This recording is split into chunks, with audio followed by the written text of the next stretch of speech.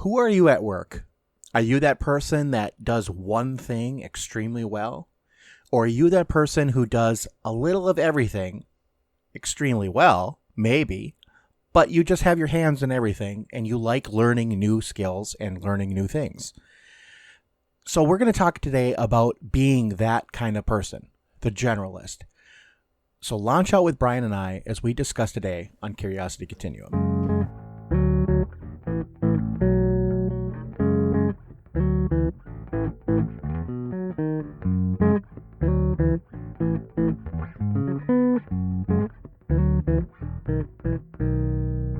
Hey everybody, this is Brian. And this is Josh.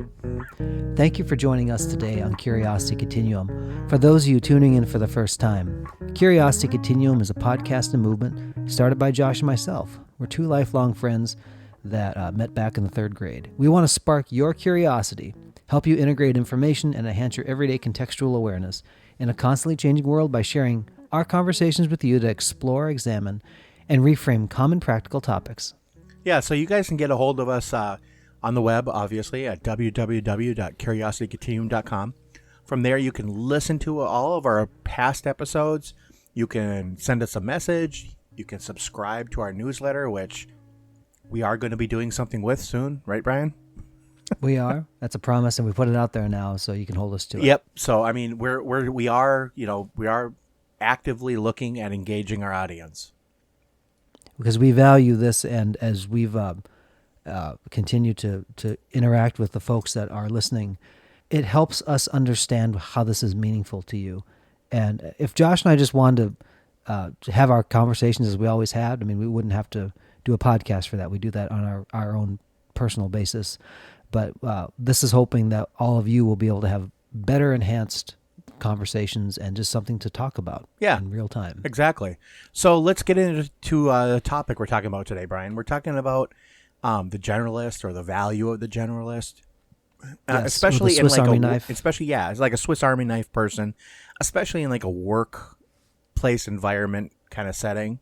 So how did you want to start it? Well, let's back up, and before we talk about a workplace environment, let's just in general level set about what the generalist is, sure, and some of the shade that's kind of thrown at the generalist. So oftentimes when you've said jack of all trades, the following statement that people say is, so he does a little of everything, but nothing well. Right. Master, jack of all trades, master of none. Yep. And unfortunately, that it really poo-poos on the person that is that person that can actually go in and learn things and is curious about that stuff. Now, to counterbalance it, you might say it's because the person has too broad of interest and they need to just dial in and specialize. And of course, in the sense of that we all have some giftings that are more prominent than others, 100%. And we should all lean into those well. However, more than the fact that a generalist is somebody like, well, they can do this, this, this, and this, it's because they can tie it all together. Right. Or they can see how it connects. It also shows that they are interested, engaged learner. And that's a key factor when you're going to be leading folks, or you're going to be diving into new discoveries in places where you've not been before, or maybe the world has never experienced it before. Sure. So do you have an example of where this might help you? Well, the military is designed kind of for people to be a generalist because things need to work in the military, especially during like a wartime situation. Sure. Right? Like on a battlefield or whatever. You'll have your You'll have your specialty, but again, if something happens, everything needs to work, because you definitely wouldn't want teams to go into enemy territory and find themselves like, well, the one guy that knows how to do this, it has unfortunately been taken out. What do we do now? Like, you still have to learn to function. So it gives you the ability to kind of work through situations when they don't go as planned. And I think in today's environment where everything feels more planned, if you're using a lot of data and spreadsheets and stuff like that, like, this is how we can do what we do when we know what the plan is. Right. But when it doesn't go according to plan, which happens many times, more often than not, how do you correct those things? Sure. If you're just a specialist, and I don't mean to denigrate specialists, because Josh and I have our own specialties of what we do, and people listening do as well. But if that's the only thing you know, then you're always going to see if you have a hammer, you're going to see everything as a nail. And that's not every situation. Right. So maybe let's give a little example other than the military. So let's say, I don't know, what do you want to give an example on, like a workplace environment or? We'll take it to a workplace environment. Let's talk about the future of work. Okay. There's a lot of push right now, especially for STEM in a lot of the public education Right. settings and everything. And, is it a valuable thing to learn? Yes, it is.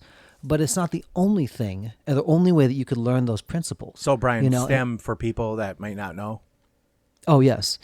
Science, technology, engineering, mathematics Right. is, I believe, what it stands for. Right. These things are designing people and training them to be able to fill specific job roles and functions in the work world today. But we can see very clearly that there's so many jobs, especially in the tech sector, that become obsolete because you've defined all the things you need to, and you're making people duplicative in that process, right? Sure. But every good bit of AI, every good bit of programming starts with a human being who is able to work through problems, who is able to kind of attack the problem from a lot of different sort of ways, and then bring a solution to the table. And when something goes wrong, it's not the computer that's going to be able to figure it out at this phase. It's the human being that's going to be able to coordinate that. Sure. So, I mean, when things go sideways, who do you turn to, basically? So in like a work environment, for example, I'll give an example from my job. I have to know multiple jobs to do my job. However, if my job is satisfied, or if I have enough done in that area, I can slide to another position. So that happens, let's say somebody calls out sick, or we have an unexpected absence other than sick call, or we have, for whatever reason, just more work in one area than another. We can slide over to do that. We may not do it the best, but we are doing it, and we do continue to do it, and we are learning as we do it. So it does fill a necessary job role. So talk to me as you've learned those particular skills, man. What were you applying to be able to have wherewithal to be able to pick up something that you didn't know? How did you leverage what you knew Sure. to learn something you didn't know? Sure. So I always try to leverage what I know to fill in gaps in what I don't know. And I know that sounds kind of strange. But for example, if I know how to make a crust on a pie, I might not know how to make the filling, but I can figure out what's in it. So, I mean, that's kind of a weird analogy, but it's kind of how I approach work. So if there's like a job, for example, my boss is gone for the day, you kind of know what they do because you know what you do. So I kind of fill in those gaps, being like, okay, so what do I need from these people in other roles to get this particular job done? So then we would just basically talk to those people, say, hey, I know this is a rough day, but, can you do this, this, and this? And most often they're like, yeah, sure. No, that's right, man. And what I hear you saying, and correct me if I'm wrong with that, what I'm hearing you say is basically that you're applying kind of a systematic way of thinking about something in order to kind of approach it from many different ways. Like it's not that you necessarily just inherently know. Like No, you have I some don't know. divine knowledge. Actually, I don't know. So when people come up to you and say, how do you do that? Oh, you were assuming I know how to do it. No, I don't. But through trial and error, and also knowing the jobs around it, you can get, if you have a job, or if you have a industry you work in where you're relying, let's say putting together a car. I mean, you have many people that do very specialized things to get to the end product, right? But if there's somebody in the middle that's gone or not there, you technically can't get to the car, right? Because you don't True. have, like, let's say you have somebody that, does a drivetrain, but they're gone and you don't know how to do that. Well, you know what? You might be able to figure it out by the people on either side that actually do the job after or before that. Right. You're kind of taking... It's applied knowledge is what it is. Yeah. And it's also being contextually aware of what is kind of needed to, if this started with this and ended up here, what happened in the middle is what you're trying to figure out. Right. Right. Again, I may have mentioned it in a previous podcast, but when I was at my children's orientation, the two things that came back to the headmasters from the colleges were that the current generation has a problem with, the two major challenges are how to problem solve and conflict resolution. Those are the two things. And when you're faced with those type of issues, again, if you know the one thing to do, then that's what you would do. Otherwise, you might be, well, I don't know. I think we live in the age of answers, but we don't live in the age of thought process as much. Or questions. You know, yeah, we're now saying, oh yeah, I have an answer for that, but the power is actually in the question, Right. And the generalist is always somebody that is asking questions, either because they don't know maybe the full extent of something, to be fair, but they also don't know that they shouldn't ask that question in the first place. Sure. Right? So this is the why question, right?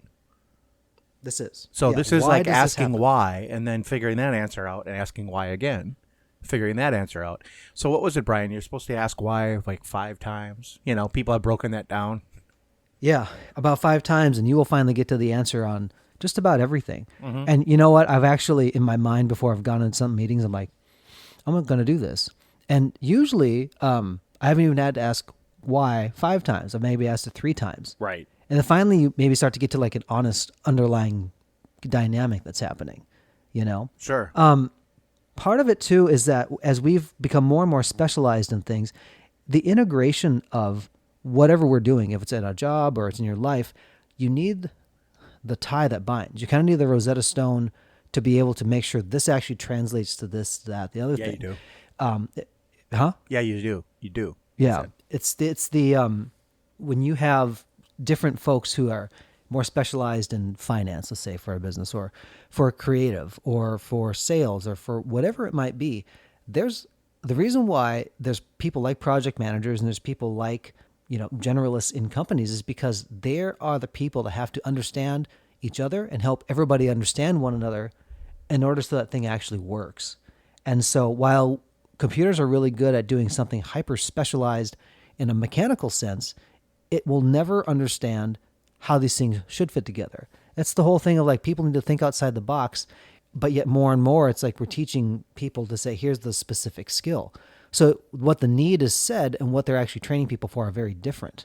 I was talking to a gentleman. He was saying that there was a 20 plus year study about divergent thinking and convergent thinking. Divergent is more like creative side of your brain. We're going like, what if this was this? And the children tested, they followed them from the beginning of their life into their 20s. And the people in the study, over 85% at age 5 were considered divergent geniuses because they didn't have any constraints on anything or how they viewed the world. And he said it dropped to 50%, I think, when they were 18 or something like that. And then when in their 20s, it was under 20% were still considered that had that divergent thing because people were only focused on the convergent thinking about how it actually should work.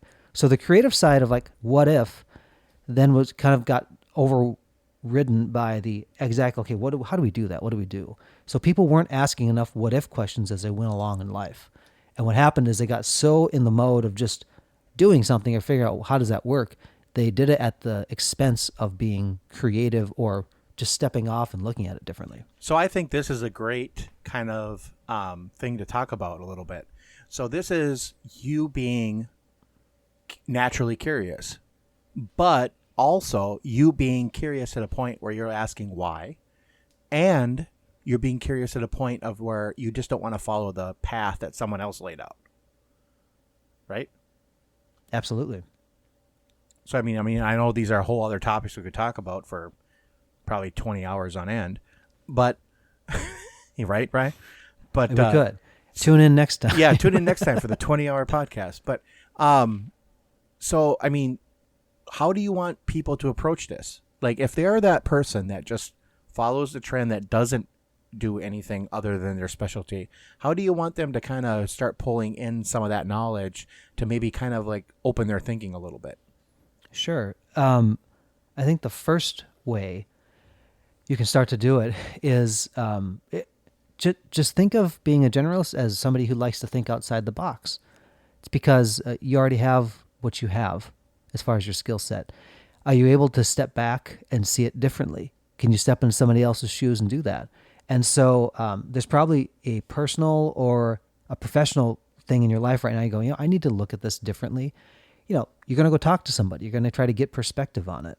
And I think one of the best things we can do is to just start asking those why questions back enough, far enough to be able to go, okay, here's the core reason why. I think what you'll be surprised about is that, oh, I understand that it's like this, right? If you can relate something even tangentially to something else, you can kind of work your way into an understanding of it. And so if something feels so far afield as far as I don't understand that, I don't know how I could learn it, or how do I understand this person, it's just a matter of maybe just asking why a few times to understand what that is. Does that make sense? Yeah, that makes total sense. Also, I want to kind of challenge people that if you're that person that just wants to stay in your lane, and just do what you're going to do, and that's okay. That's totally fine. That's a valid life choice for you, or a valid work choice to do, because stress is stress, and I know a lot of people don't want to put themselves under stress, or more than we already have in life in general. But just think about some of the other things that maybe your coworkers are doing, or how would they approach this problem? And that might get you to kind of think a little bit differently. It'll actually make you better at your job. And I think when you start to think about people who are those generalists, like the handymen of the world, as a great, blue collar example of that, like, they do a little bit of everything to actually build a house, Right. which is kind of the end result or something like that.